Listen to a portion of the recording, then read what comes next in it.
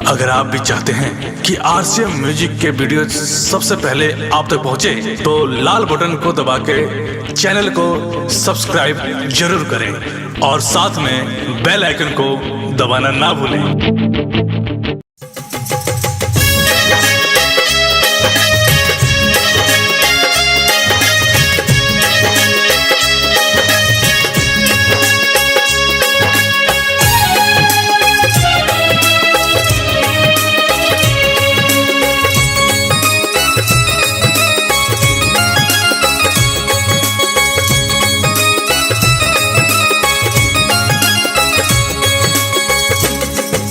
आइए मैं आपको एक कहानी सुनाने जा रही हूँ जिसमें स्वर स्मिता सिंह जी ने दिया है और ये कहानी ज्योति रघुवंशी द्वारा बताई जा रही है। आइए सुनते हैं इस कहानी को।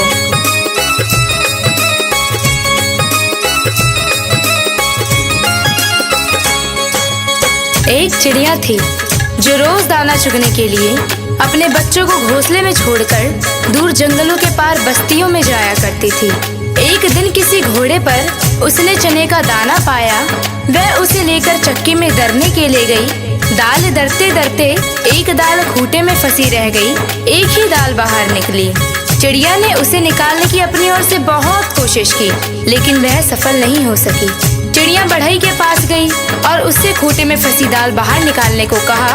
बढ़ई कुछ और काम कर रहा था, इसीलिए उसने ध्यान नहीं दिया। चिड़िया ने उससे बहुत मिन्नत की और उससे कहा, बढ़ही बढ़ही खूंटा चीरा, खूंटा में मोर दाल बा, का खाऊं का पीऊं, काले के परदेस जाऊं।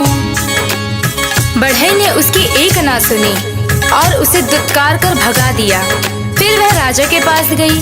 चिड़िया ने राजा से गुहार लगाई, राजा ऐसे बढ़ई को दंड दो जो मुझ जरूरतमंद की बात नहीं सुनता। राजा राजा बढ़ही डंडो, बढ़ही न खूंटा चीरे, खूंटा में मोर दाल बा, का खाऊं का पीऊं, काले के परदेस जाऊं। राजा के पास कहाँ इतनी फुर्सत थी कि नन्ही चिड़िया की बात सब काम छोड़कर सुनता। जब उसने भी विनती पर कोई ध्यान नहीं दिया तो वह रानी के पास गई और रानी से बोली, हे रानी, तुम अन्याय राजा का साथ छोड़ दो। रानी रानी राजा ते जो, राजा ना बढ़ही डंडे, बढ़ही ना खूंटा चीरे, खूंटा में मोर दाल बा, का खाऊं का पीऊं, काले के परदेस जाऊं। रानी भला अपने राजा को क्यों छोड़ने लगी? रानी ने रोती बिलखती चिड़िया की एक ना सुनी और उसकी बात मानने से इनकार कर दिया। फिर गौरैया उड़ी और सांप के बिल के पास जाकर रोने लगी। बिल से निकले सांप से अपनी विनती दोहराई, सरप सरप रानी डसो, रानी ना राजा छोड़े, राजा ना बढ़ही डंडे, बढ़ही ना खूंटा चीरे, खूंटा में मोर दाल बा, का खाऊं का पीऊं, काले के परदेस जाऊं। उसने अपनी राम कहानी सुनाकर विषैले सांप से कहा कि तुम जाकर उस रानी को डसो जो गरीब की गुहार नहीं सुनती। जो रानी सब कुछ जानकर भी हमें राजा से न्याय नहीं दिला सकी और ना ही राजा को छोड़ सकी, तुम जाकर उसे क्यों नहीं डस लेते? सांप ने भी उसमें अपनी असमर्थता जताई। तब भागी भागी गौरैया जंगल में जा पहुंची और उसने बांस से विनती की, तुम लाठी बनकर सांप को मारो। लाठी लाठी विषधर पीटो, विषधर ना रानी डसे, रानी ना राजा तेजे, राजा ना बढ़ही डंडे, बढ़ही ना खूंटा चीरे, खूंटा में मोर दाल बा, का खाऊं का पीऊं, काले के परदेस जाऊं। बांस की लाठी भी भला उस नन्ही गौरैया के लिए उस सांप से क्यों बैर मोल लेती? उसने भी इनकार किया तो गौरैया गुस्से से भर उठी और उड़कर भर भूजे के यहाँ भभक रही आग के पास जा पहुंची और उसे ललकारा, हे आग, तुम सारे जंगल को जलाकर राख कर दो। जिसमें वह बांस के पेड़ है जिसकी लाठी गरीब और बेसहारा के लिए नहीं उठती, कोई मुझे मेरा हक नहीं दिलाता। आग ने जब सारी बात विस्तार से जाननी चाही तो गौरैया ने अपनी राम कहानी उसके आगे भी सुना दी।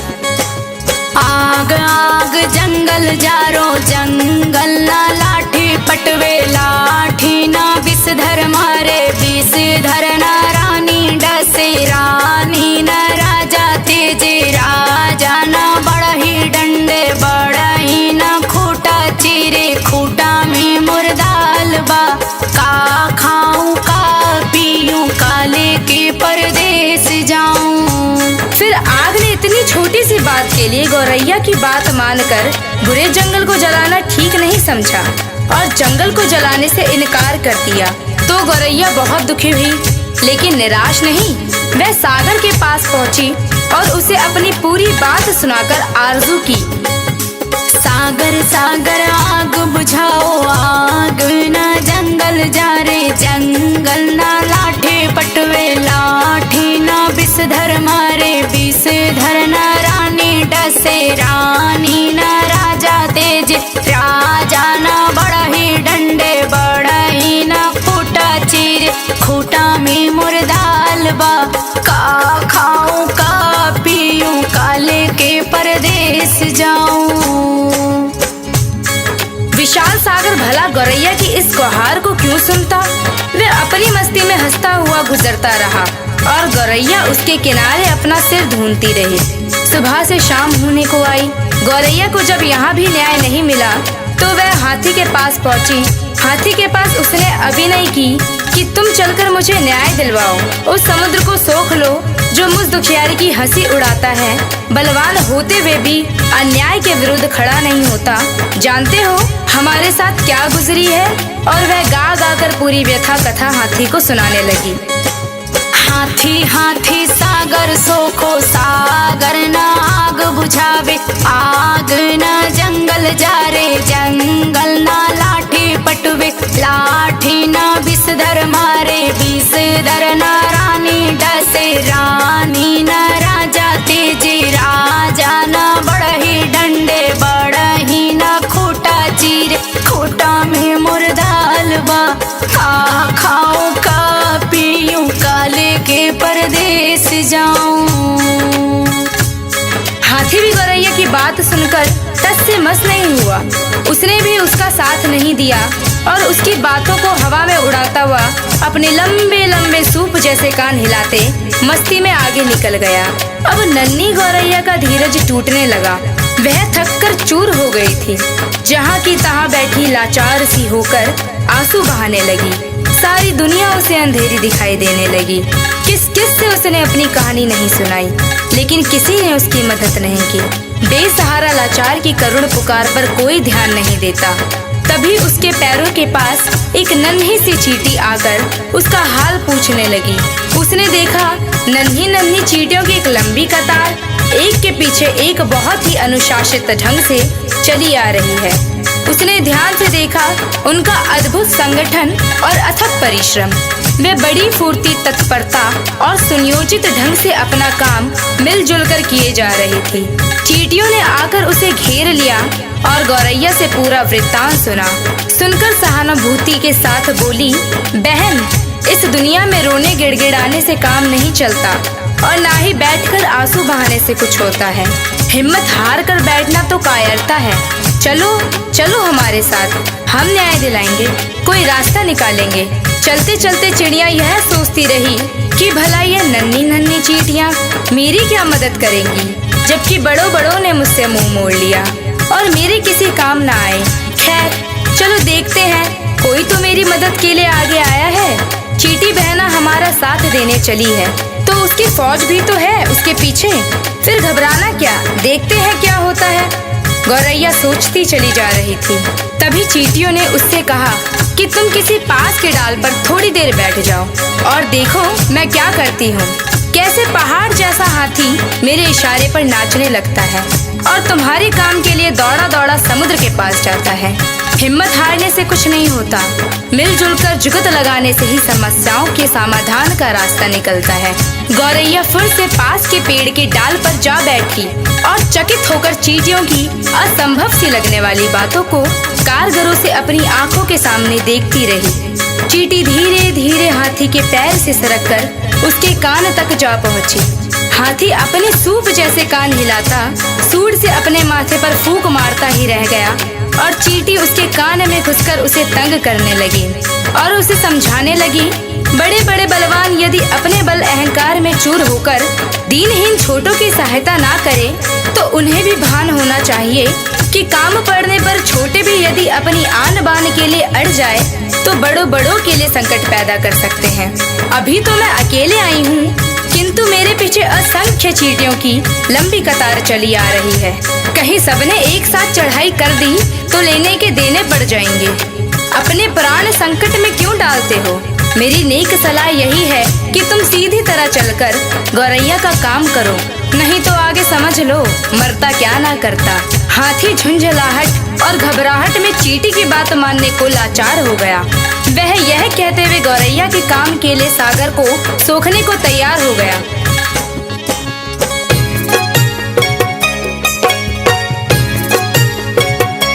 मोहे काटो तो मत कोई, हम सागर सोखब लोई। चींटी ने हाथी का पिंड छोड़ दिया और गौरैया उसे धन्यवाद देते हुए हाथी के पीछे पीछे उड़ती वापस सागर की ओर लौटी। हाथी जैसे ही सागर के पास उसे सोखने के इरादे से पहुंचा, सागर हाथ जोड़कर बोला, मोहे सोखो खो मत कोई, हम आग बुझाई बलोई। सागर जब अपने तटों की सीमा छोड़कर आग बुझाने के लिए उमड़ा, आग ने थर थर कांपते हुए गौरैया का काम करने का वचन दिया और कहा, मोहे बुझाओ बुझाओ मत कोई, हम जंगल जारब लोई। आग जंगल को जलाने के लिए बढ़ी, गौरैया भी साथ में चली आ रही थी। यह जानकर जंगल ने भी वादा किया, मैं लाठी को सांप मारने के लिए तुरंत भेजता हूँ, लेकिन मुझे जलाकर राख मत करो। मोहे जारो वारो मत कोई, हम सारा मारब लोई।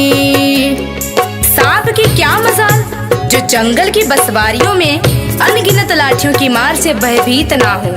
उसने भी बिल के बाहर आकर गौरैया को भरोसा दिया, मोहे मारो वारो मत कोई, हम रानी के डासब लोई। रानी ने जब सांप को महल में आते देखा और उसके साथ गौरैया को आते देखा तो वह पूरी बात का अनुमान कर पसीने पसीने हो गई। उसने हाथ जोड़कर विनती की, मोहे डसो सो मत कोई, हम राजा के तेजब लोई। रानी के उस वचन के बाद भला राजा क्यों अपने हट पर टिकता? उसे तो गौरैया की धीरज, अथक परिश्रम और सूझबूझ का समाचार मिल चुका था। उसने अपनी लापरवाही और अन्याय के लिए क्षमा मांगते हुए फौरन बढ़ई को बुलाने का वचन दिया और कहा, मोहे तेजो जो मत कोई, हम बढ़ई के दंडब लोई। फिर क्या, बढ़ई ने राजा के सामने आकर गौरैया की बात ना मानने का अपराध कबूल किया और थर थर कांपते हुए राजा से गिड़गिड़ाकर विनती की, मोहे डंडो डो मत कोई, हम खूटा के चीरब लोई। गौरैया को और क्या चाहिए था? गौरैया बढ़ई के साथ उस चक्की के खूंटे के पास पहुंची जिसमें चने की दाल फंसी हुई थी। बढ़ई ने खूंटे से दाल निकाल कर दी और गौरैया उसे अपनी चोंच में लेकर अपने घोंसले में जा पहुंची, जहां उसके नन्हे नन्हे बच्चे जब से वह गई थी उसकी राह में आंखें बिछाए भूखे प्यासे बैठे थे। बच्चों ने चहचहाकर उसका स्वागत किया और वह अपनी चोंच से चने का दाना अपने बच्चों को खिलाने लगी और गुनगुनाकर पूरी कहानी सुनाने लगी कि कैसे उसने अपनी हिम्मत से काम लिया, बड़ों बड़ों ने उसकी बात मानकर उसकी मदद की, लेकिन जब वह केवल रो गिड़गिड़ा रही थी तो किसी ने उसकी बातों पर ध्यान नहीं दिया। मदद के लिए आगे आई तो वे चींटियां जिसकी संगठित सेना के सामने हाथी भी लाचार हो गया। सच ही कहा गया है, सब उसी की मदद करते हैं जो स्वयं अपनी मदद करना जानता है। डाउनलोड कीजिए RCM music official app play store से। RCM म्यूजिक के सारे ऑडियो वीडियो डाउनलोड करने के लिए